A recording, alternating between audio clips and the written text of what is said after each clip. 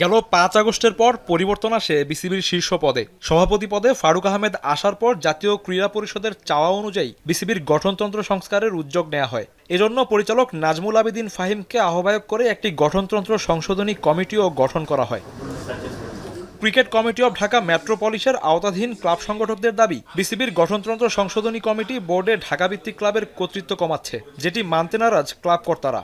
যত বড় অন্যায় ফাইন করেছে আমাদের সাথে, fine is no more with Bangladesh cricket. উনি নির্বাচিত বোর্ড পরিচালক না, উনি ইনলিগাল ভাবে বাংলাদেশ ক্রিকেটে আসছে। Is illegal person.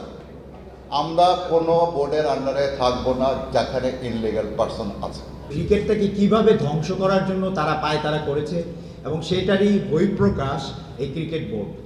এই ক্রিকেট বোর্ডে আপনি যদি দেখেন যে সরকারের পক্ষ থেকে যে দুইজন দেওয়া হয়েছে, বাংলাদেশ ক্রিকেট বোর্ডের প্রেসিডেন্ট ফারুক আহমেদ এবং এই নাজমুল ইসলাম, এরা দুজনই এখন একজন আরেকজনের সাথে ঝগড়া করছে, মারামারি করছে, যেটা আমাদের ক্রিকেটের জন্য সত্যিই দুঃখজনক।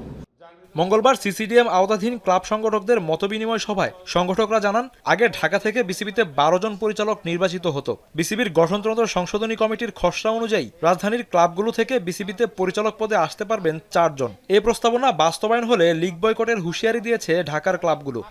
আগামী 3 দিন পর থেকে ফার্স্ট ডিভিশন, প্রিমিয়ার লিগ, যে কোনো লিগের খেলা আমরা হতে দিব না এবং আমাদের সমস্ত ক্লাব সংগঠকগুলি আমরা এটা আশা করছি সবাই এই দল বদল থেকে, খেলোয়াড়দের সাথে কথা বলা থেকে এবং ক্লাব 10 বন্ধ করে দেন, তারপরে দেখি কি হয়।